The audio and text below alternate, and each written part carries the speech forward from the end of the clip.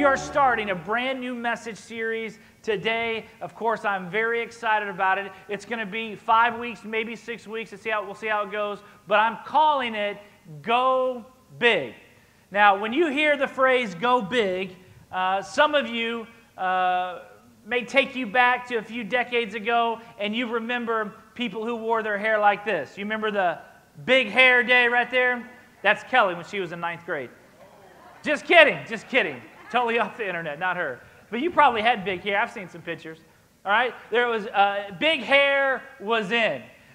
Big hair, everything makes a comeback. I don't know if big hair is going to make a comeback or not. I know that right now, big sunglasses are in for women. Big is in. I see. Is that still in? I don't know. But it seems like a lot of big sunglasses I see. Now, when you're thinking about going big, this is not about bigger is always better. I'm not talking about us trying to find the next biggest house to live in or the next biggest boat to have or the next biggest bank account to accumulate. No, we all know bigger is not better. In fact, many of you have learned this lesson time and time again. Speaking of houses, I can remember Kelly and I were first starting in ministry 15 years ago, and we were interning at a church in the richest zip code in Texas. And so we would go to these homes that were $1 million homes, and I would leave so depressed. Not because I coveted or I was jealous for their homes. It was because there was about a 5-cent relationship with the kids and maybe a 2-cent relationship with the wife. And I was like, man, this is horrible. They think they're stockpiling stuff and building this wealth, but the things that last forever in these relationships are so poor. Or you've been around the person who is always getting the next biggest thing, and that, in fact, so their comforts can be received. They'll even go in debt and maybe even bankruptcy to experience life and to pursue bigger and better things. We all can struggle with that. But in this message series, when you hear go big, I want you to think of something different. We mentioned college or football. Last night, I don't know if you know, Tennessee versus Virginia Tech, the biggest crowd ever to watch a college football game. That they understand that football, we got to get bigger and better every single year. What are we going to do this year for kickoff? And so Bristol Motor Speedway, who houses about 150,000 people, said, you know what? We're the middle district between Tennessee and Virginia campuses. Let's play a game so we can break the all-time record for college football, so we can sell more commercials and make more money, because we got to go bigger. We got to go better. Congratulations to the Vols. Kelly's from 10IC. She's the only 10 I see. 156,900 people were there last night. Also in the news this week, maybe you saw the rocket launch. Atlas V is going up to send a probe to see an asteroid that's about 1,500 miles away that's coming our way. They're going to do some tests on that, but they're excited about that launch and the history this is making for that program. Some of you might not have seen the story of Peter Glazebrook. Guess what he just did? A 20-pound carrot. Okay? He worked hard to break that Guinness Book of World Record, and he did. A 20-pound carrot. That is, I don't even like a 2-pound carrot. But he has a 20-pound, listen, I don't know what go big means for you or for your industry or the sphere or the family that you live in, but over the next 5 weeks, I want us to look at what it means for going big with God. And let me tell you something, I feel very inadequate to be able to, even in these few minutes, to articulate some sentences for us to get an understanding of how big God is and the thing that God's calling us to. But I'm going to give it a shot over these next weeks. Now, part 1 of this series, I'm calling A Big View. A Big View. The sermon in a sentence goes like this: enjoying the bigger picture while living with the end in mind. So this really isn't about accumulation of stuff. This is more about perspective. And I want you to have a big view. We know that God is the same, but all of us, because of our life experiences, we have a different view of who God might be.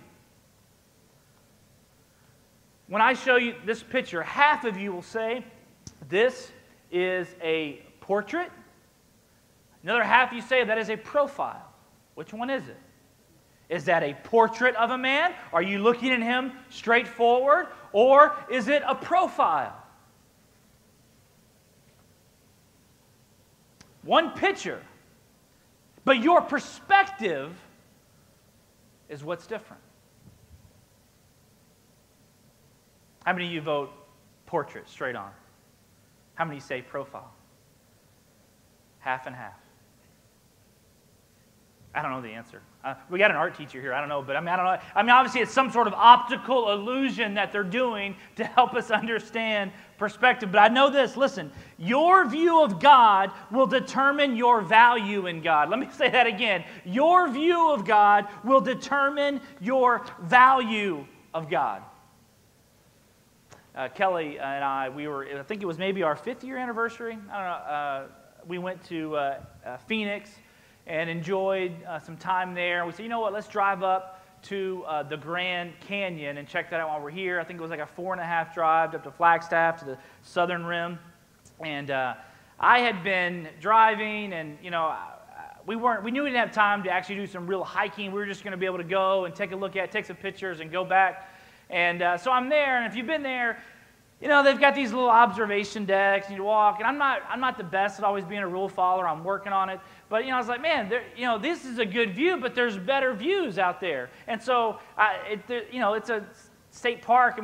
They can't tell you what to do, not to do. And so I just kind of happened to go past some, Kelly would call them barriers. I call them observation decks. And started trying to get to a path so I could have a little bit better view. And this actually, no, go back, let me show you. This picture, that one, is actually us. I think we're arguing, okay? Because I'm like, babe, I want to go down here. She's saying no. She's like, well, let me take a picture in case, you don't make it, So I'm like, what are you doing, kind of thing. All right, so the next picture is I'm traversing around to try to get to the end of this little rock formation here. You can go to the next one. And I've made it to the end. Keep going. Okay, that's me. I got my phone. I'm doing a 360. Now, listen, I can assure you on that day, I had the best view of the Grand Canyon. I am on the edge. I found a place. Literally, all of this is just complete cavern, and I've got my phone. I'm taking pictures. Kelly, she is literally crying up on the top. So scared. And she's like, get back up here. And I'm enjoying it. I'm loving it. In fact, I think we got a picture. Let me show you the next picture. See this little observation deck over here? And so that's where I came down from. And those people now are not taking pictures of the Grand Canyon. They're taking pictures of me because it may be my last minutes on earth. Rather, hey, look at that guy. He shouldn't be doing that. But what I say is this. I had a better view than they did. And I got a better story than they do. Because I was willing to take in the full view. Were there risks involved? Yes. Listen, are there risks involved when you say, you know what, I'm going big. I'm not just going to put my toe in this and check it out. Hey, I really want to discover who God is. There will be some risk involved. I know this. It's not that if you and I saw the big view of God, of course we would be amazed. Of course we would say, yes, I want to give my life to that.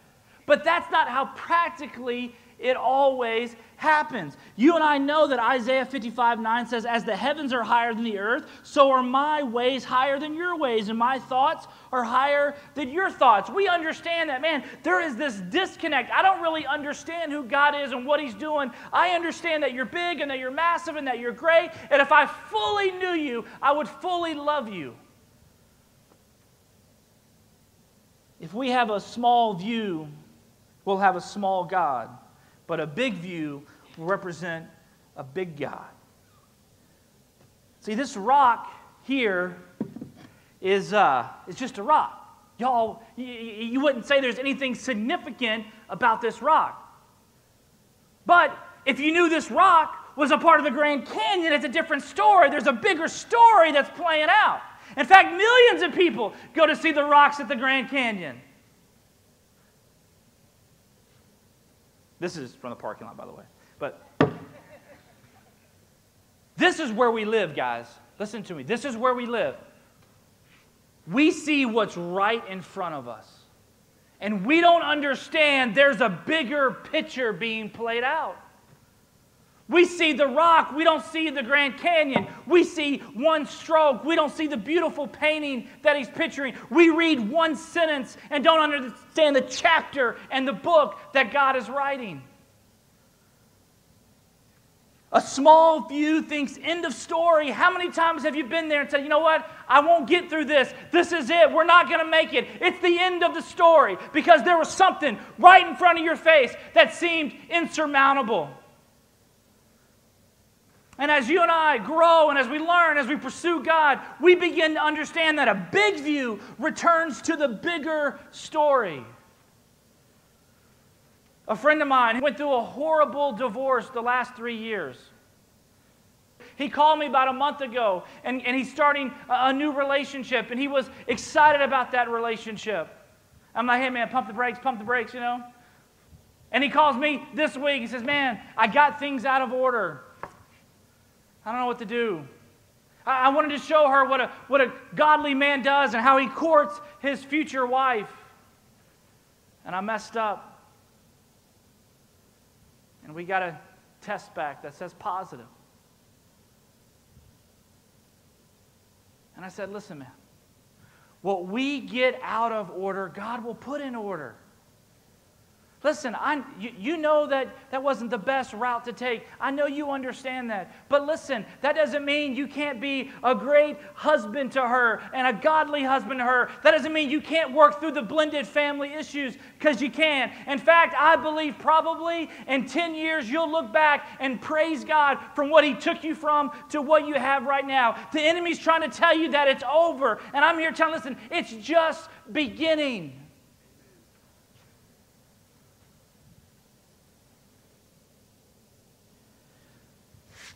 Some of us understand Romans 8:28 that says, all things work for good.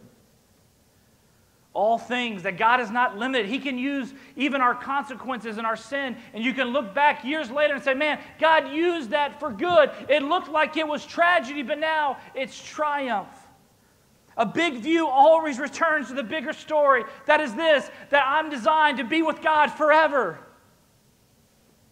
And that's the story of my life. And that's the story I'm going to return to every time the enemy tells me it's the end of the story. Allow God to write a bigger and more beautiful story in your life. Jeremiah 32:17, sovereign Lord, you have made the heavens and the earth by your great power and outstretched arm. Listen, it says nothing is too hard for you. Do you believe that? Like with everything in you that say, Lord, whatever the situation is, I believe it's not too hard for you. And that you can make a way when there seems to be no way. This is what a bigger view looks like. This is what a go big view looks like.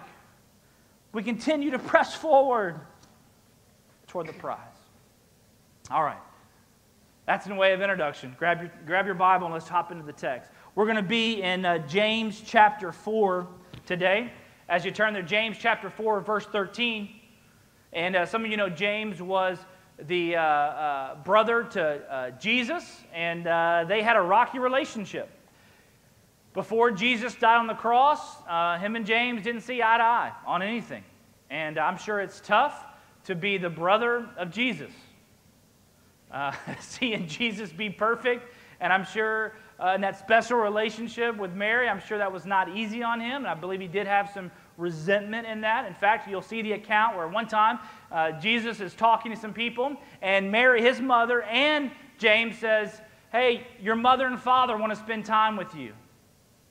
And Jesus said, these are my mothers and my brothers. But Jesus, after the resurrection, he went and he met with James.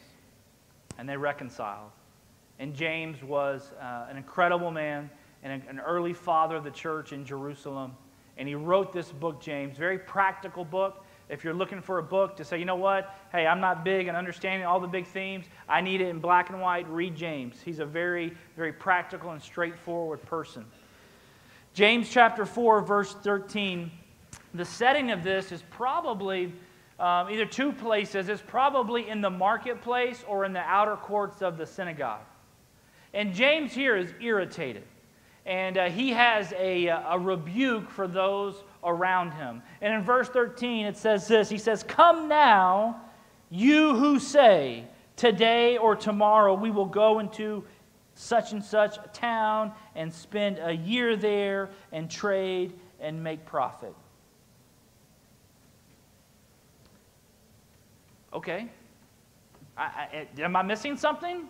I mean, what is James irritated about? Is it not wrong to say, you know what, hey guys, today or tomorrow we will go into this town, we will stay there for this amount of time, and our goal is to make a profit? I mean, is there anything wrong with making a plan? Those pragmatists out there are going, this is how I live every single day, if I've enjoyed it or not, if I've been able to write out the plan and check the mark. Let's read further. "Yet you do not know what tomorrow will bring. What is your life? For you are a mist that appears for a little time and then vanishes. Instead, you ought to say, if the Lord wills, we will live and do this or that. As it is, you boast in your arrogance. All such boasting is evil." Briefly, I just want to look at three bigger views I believe are in play here in this passage that James is communicating to them and that James is communicating to us this morning. One is how pitiful my pursuits. Now, I know for us, that seems like a good plan. And yeah, you know what? Hey, I think it's good to go make profit. And James is saying, that's it? That's your life's work? That's what you're making plans for? That's what you're excited about, is to go and just make a profit? Jesus will say, what if a man gains the whole world but loses his soul? Who profits?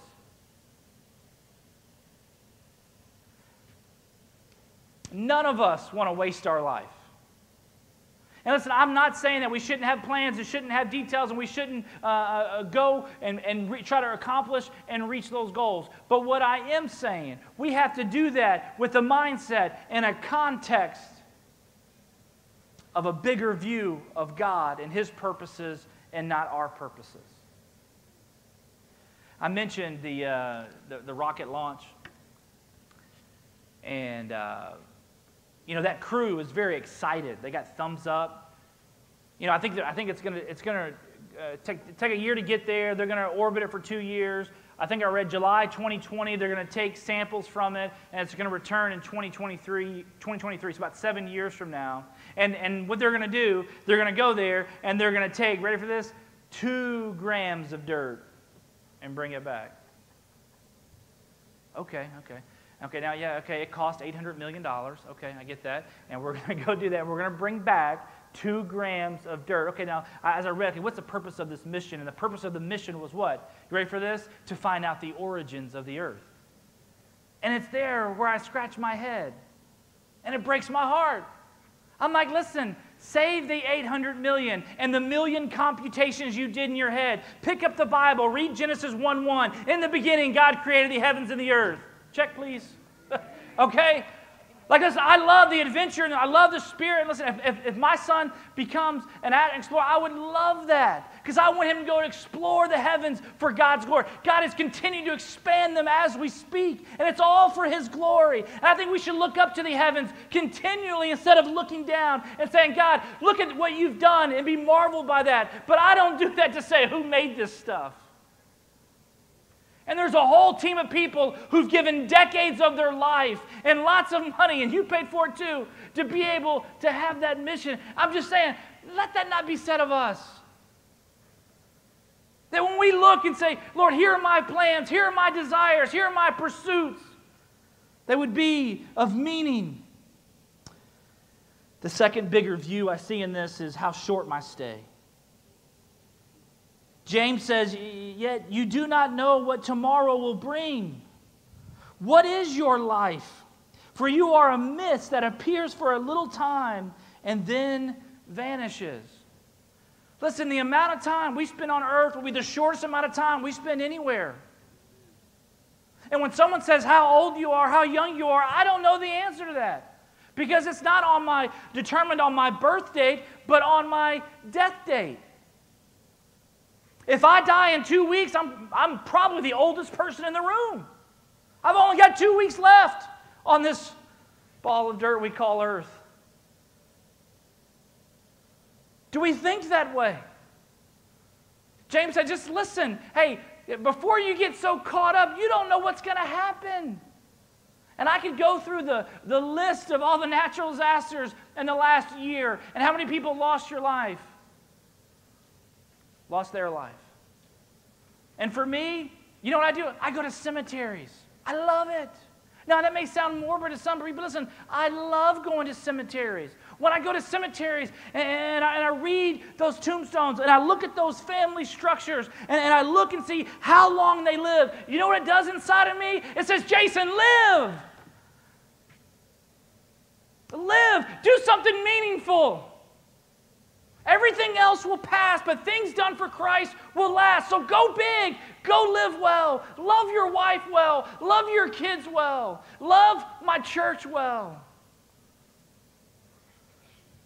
And James is quick to give this criticism toward this crowd. And I don't think it was so much in their planning. I think it was in their unacknowledgement that they're not in control. The passage ends by James saying this. He says, as it is, you boast in your arrogance. All such boasting is evil. And this is the real issue. They're arrogant.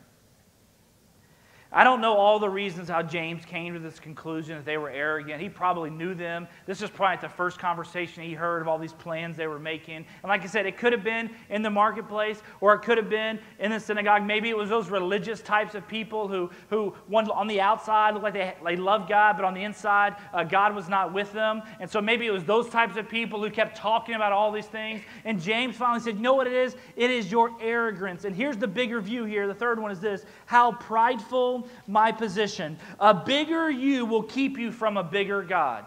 A bigger you will keep you from a bigger God. We all need a bigger view of God and a smaller view of ourselves.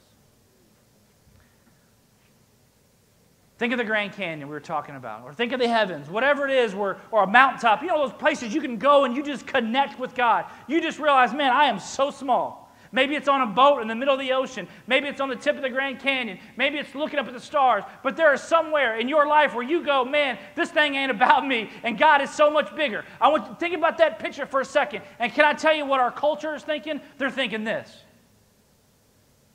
That's what they're thinking. It's the complete opposite, isn't it? It's a tight frame, me taking a picture of me called a selfie. These ladies are at a baseball game. I love baseball. It's a great way to go. And what are they doing? They're taking pictures of themselves. I'm not being harsh on them because you do the same thing. I'm not on social media, so I don't do as many selfies. But yes, have there been times I've grabbed my camera to fit my family? And of course. But that is the exact opposite of what God's talking about here. It's the exact opposite of a bigger view that propels me to want to know Him and to make Him known. This says, it's about me. Kelly showed me a post where someone, I shouldn't say that. I'm getting better. Guys, this is where we live. This is where we're at right now.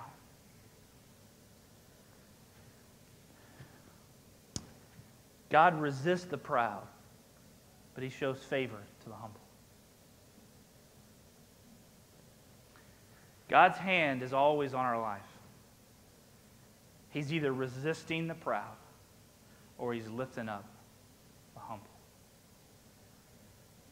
And what these men needed to hear and what I needed to hear and what we need to hear, don't be so arrogant.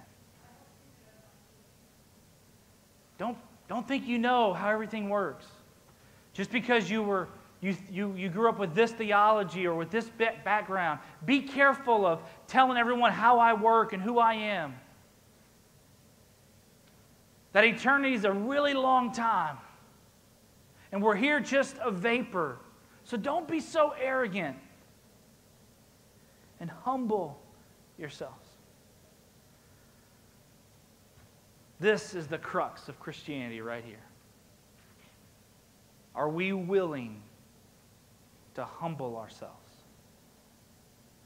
into a victory formation like in football and take the knee? You want a big view of God?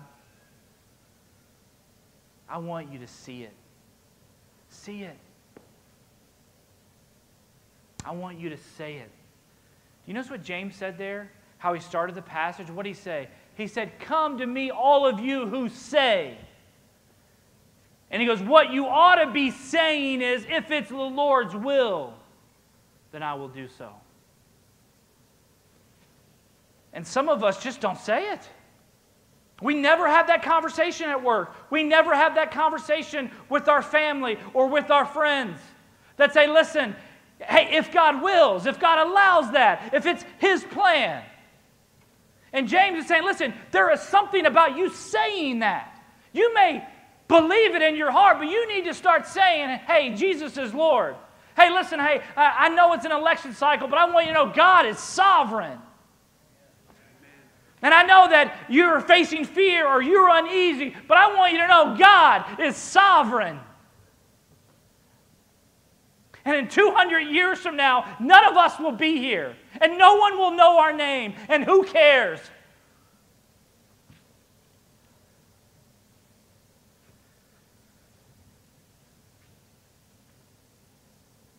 Let's go big. Let's try it. Let's go big these next 5 or 6 weeks. So you know what? I'm not going to be reduced to small views and small thinking. I'm ready to go big.